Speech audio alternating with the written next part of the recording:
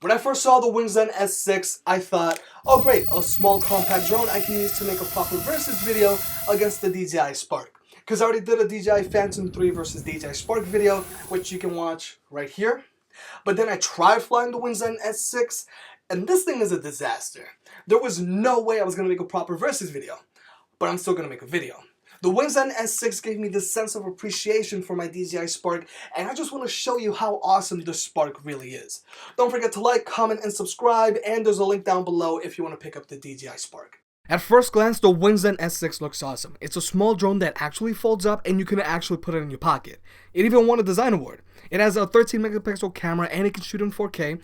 It has a removable battery, and just like the DJI Spark, you can control it with your smartphone. And it retails for $400, but actually using this thing is near impossible. If you thought the 18-minute flight time of the DJI Spark sucked, just wait until you hear what the flight time on the Wingsland S6 is. The box advertises the S6 as having a 10-minute flight time, but really it's more like 7 or 8 minutes. You might be able to get 10 minutes of flight time if all you do is hover. One of the things that makes the DJI Spark so convenient is that you can charge it with a micro USB cable. You don't even have to take out the battery out of the Spark, and even if you did want to take the battery out of the Spark, it's super easy.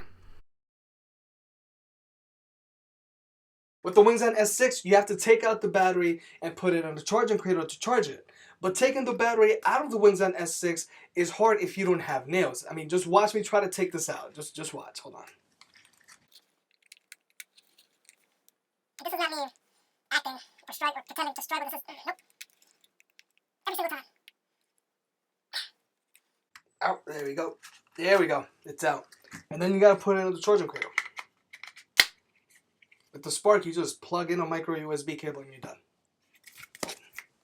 And the charge time on these batteries is also very different. In order to get a full charge on the DJI Spark, it'll take about 80 minutes. But to get a full charge on the Wingsland S6, it takes around 2 hours for half the flight time the Spark gets. Half the fun of owning a drone is actually flying it. And every time the Wingsland S6 takes off, you don't know if it's coming back or not. Controlling the Wingsland S6 is like coaching your drunk friend to walk. You tell them to take 2 steps to the left, but they trip and fall every single time. When the Wingsland S6 is hovering, you constantly have to manually adjust it, and keeping it steady after it gets hit by a gust of wind is near impossible.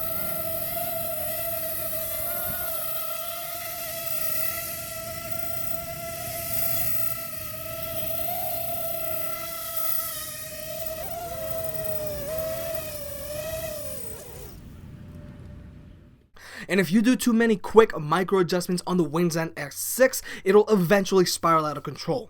I've already lost control of this drone 3 times and had to crash land it. Once into a tree, the second to the ground, and the third into a fence.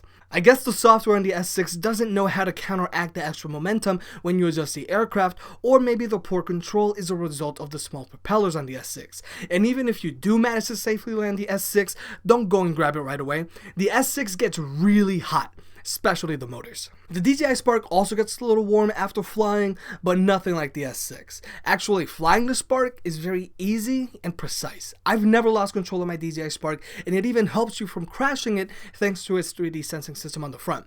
It can even handle gusts of winds like a champ. The Spark is so great, it can even fly itself. I have no problem sending the Spark way up high, above water, or even out of sight. And getting pictures or video with the Spark is much easier, and they look better. The DJI Spark's camera is on a 2-axis gimbal, and you can even adjust the pitch of the camera from your phone. The gimbal and digital image stabilization gives you a very level shot so you can get the perfect picture every time. The Wingsland S6 camera is on a no-axis gimbal. All it has is digital image stabilization, and getting pictures and videos with the S6 is a challenge. Since you can't adjust the pitch of the camera, you have to play with the altitude of the aircraft, and actually watching the footage from the Wingsland S6 on your computer or even on your phone while you're flying it gives you motion sickness. You can control both of these drones from your phone, and the software is very reminiscent of one another, but DJI software and UI is much more refined and it's easier to use. DJI does a great job of giving you a good amount of range, and the feed is usually visually consistent. The Wingsland app, on the other hand, struggles to give you a consistent live feed of what the drone sees, and the controls can lag from time to time, which make controlling the S6 even harder.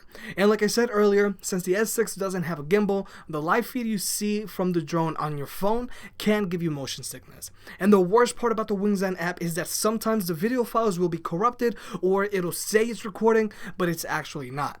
I actually had to go back out to location to get the same shots with the S6 I got the day before because I suffered these problems. I can go on and on about how bad the S6 is, but I think you've got the message. I thought this foldable drone had a lot of potential, but it's been nothing but a nightmare. All the Wingsland S6 did was make me appreciate my DJI Spark even more. If for some reason you were thinking about getting the Wingsland S6 over the DJI Spark, don't do it. Just spend the extra $100 and spring for the Spark. You'll thank me later.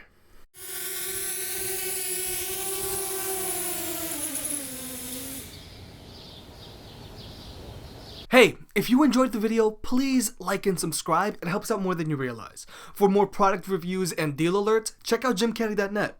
If you want to support the channel, pick up a shirt. And I'll catch you next time.